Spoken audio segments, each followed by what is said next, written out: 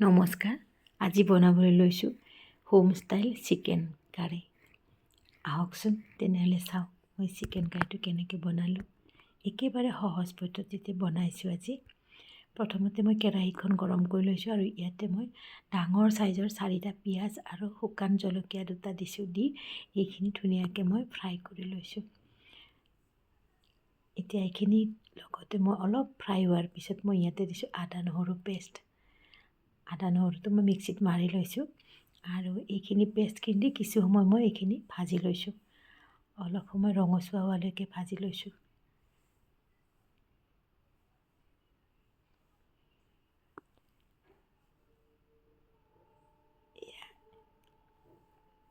এয়া এইখিনি দেখিছেনে কিছু ভাজি হৈ গ'ল। এতিয়া মই ইয়াতে দি দিছোঁ বিলাহী মই ইয়াতে 2টা দিছোঁ।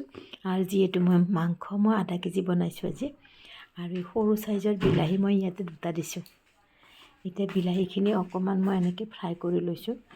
আৰু ফ্ৰাই কৰি লোৱাৰ পিছত মই ইয়াতে এতিয়া মছলাখিনি দি দিম। প্ৰথমতে মই দি দিছোঁ হালধি গুড়ি। হালধিখিনি আপোনালোকে আন্দাজমতে দিব। আৰু তাৰপিছত মই দি দিছোঁ জিৰা গুড়ি অকণমান। জিৰা ধনিয়া গুড়ি মই একেলগে মিক্স কৰি থৈছিলোঁ আৰু একেলগে দি দিছোঁ জিৰা ধনিয়া গুড়ি। আৰু মই ইয়াতে দি দিছোঁ ৰঙা জলকীয়া গুড়ি অকণমান। এতিয়া এইখিনি ভালদৰে কিছু সময় মই ভাজি লৈছোঁ। এয়া চাওক ধুনীয়াকৈ এইখিনি ভাজি লৈছোঁ। একেবাৰে সহজ পদ্ধতিত অতি সহজে হৈ যোৱা চিকেন। আপোনালোকেতো বহুত বেলেগ বেলেগ ধৰণতে বনাই চাগে। কেতিয়াবা এনেকৈ চিম্পুলকৈও খাই চাবচোন, বেয়া নালাগে। মই পিছে খাই পোৱা নাই আজিলৈকে মাংস, কিন্তু ল'ৰাই মোক কৈছে ভালেই হয় বোলে। তাৰপিছত এতিয়া মই চিকেনখিনি ইয়াতে দি দিছোঁ। এয়া চাওক চিকেনখিনি দি দিছোঁ আৰু এইখিনি ধুনীয়াকৈ লৰাই লৈছোঁ মই। এইখিনি মছলাখিনি যাতে চিকেনত ভালদৰে লাগি যায়, তাৰপিছত মই ইয়াতে 2টা আলু কাটি দিছোঁ। মাংসৰ আলু খাই খুব ভাল পায় মোৰ ল'ৰা ছোৱালীয়ে, আৰু সেইকাৰণে মই আলু সৰহকৈ দিওঁ। এয়া চাওক এইখিনি মই ধুনীয়াকৈ লৰাই লৈছোঁ। আৰু এতিয়া মই ইয়াতে আন্দাজমতে নিমখ দি দিম। নিমখটো আপোনালোকে সোৱাদৰ জোখত দিব। ইয়াতে মই এচামুচ আৰু আদা দি দিছোঁ। ডাঙৰ চামুচেৰে এচামুচ আদা নিমখ দি দিছোঁ। দি এইখিনি মই এতিয়া ভালদৰে লৰাই লৈছোঁ। কিছু সময় লৰাই লোৱাৰ পিছত এইখিনি মই ঢাকনি দি পেলাই সিজিবলৈ দিম। জুইটো মিডিয়াম ফ্লেমত দি দিছোঁ আৰু এইখিনি লৰাই মেলি ধুনীয়াকৈ ঢাকনি লগাই কিছু সময় মই সিজিবলৈ দিম।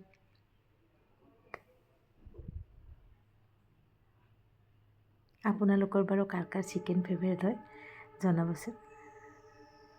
এতিয়া চাওক কিছু সময় পিছত মাংসখিনি প্ৰায় সিজি গৈছে। এয়া কালাৰটো দেখিছেনে, সঁচাকৈ ধুনীয়া হৈছে কালাৰটো।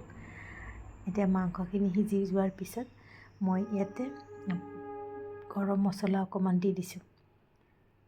এয়া এচামুচ আৰু আধা গৰম মছলা দি দিছোঁ মই ইয়াতে। দি গৰম মছলাখিনি চাৰিওফালে মিহলাই দিছোঁ।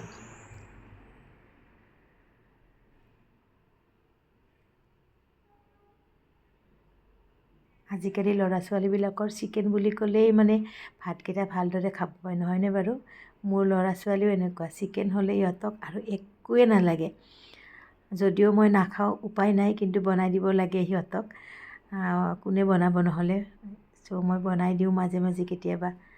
এতিয়া চাওক ইয়াতে মই গৰম পানী দি দিছোঁ মাংসখিনিত। গৰম পানী দিলে আঞ্জাখন অকণমান সোনকালে হয়।